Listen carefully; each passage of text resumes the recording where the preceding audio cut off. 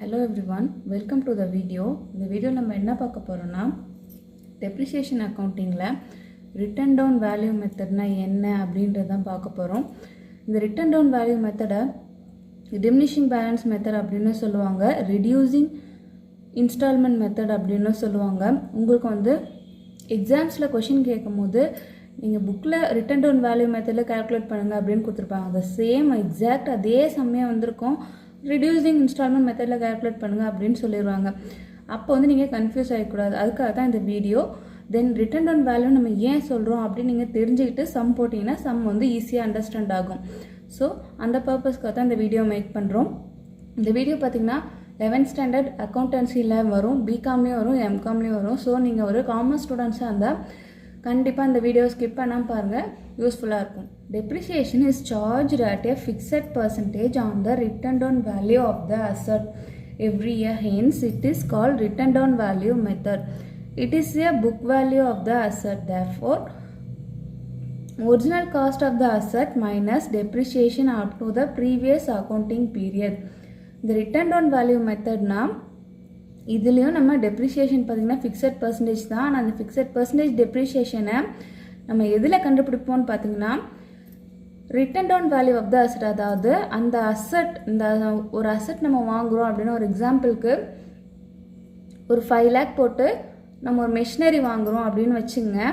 அந்த மெஷினரியோட book value கண்டுபிடிப்பாங்க. அந்த மெஷினரி வாங்குனதுல இருந்து எத்தனை வருஷம் டெப்ரிசியேஷன் போட்டிருக்கோம், டெப்ரிசியேஷன் எவ்வளோ கால்குலேட் பண்ணியிருக்கோம் அப்படின்றத மைனஸ் பண்ணுவாங்க. மைனஸ் பண்ணிவிட்டு அதோட புக் வேல்யூ என்னவோ அதில் வந்து டெப்ரிசியேஷன் கண்டுபிடிக்கிறது தான் written down value method. So அதனால தான் நம்ம ரிட்டன் டவுன் வேல்யூ அப்படின்னு சொல்கிறோம்.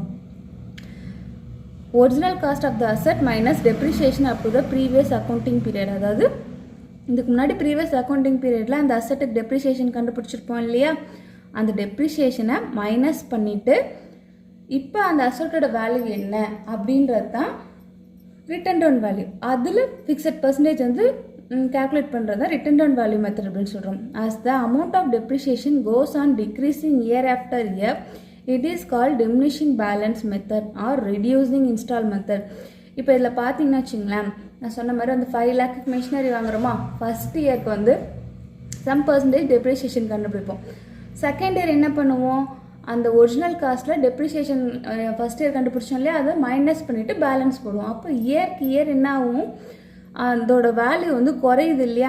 ஸோ அதனால decreasing every year after year, ஒரு வருஷத்துக்கு வருஷம் அதோட வேல்யூ அமௌண்ட் வந்து குறையிறதுனால டிமினிஷிங் பேலன்ஸ் மெத்தட் அப்படின்னு சொல்கிறாங்க. ரிடியூசிங் இன்ஸ்டால்மெண்ட் மெத்தட் அப்படின்னு சொல்கிறாங்க. ரிடியூஸ் ஆகிறதுனால நம்ம இந்த மாதிரி சொல்கிறோம். ஸோ ரிட்டன் டவுன் வேல்யூனாலும் சரி தான், டிமினிஷிங் பேலன்ஸ்னாலும் சரி தான், ரெடியூசிங் இன்ஸ்டால்மெண்ட் மெத்தட்னாலும் சேம் தான். ஓகே, நம்ம நெக்ஸ்ட் வீடியோவில் பார்த்தோன்னா ரிட்டன் டவுன் வேல்யூவில் சம்ஸ் ஒர்க் அவுட் பண்ணி பார்க்கலாம். இந்த வீடியோ பிடிச்சிருந்தா ஷேர் பண்ணுங்கள். அண்ட் தேங்க்ஸ் ஃபார் வாட்சிங்.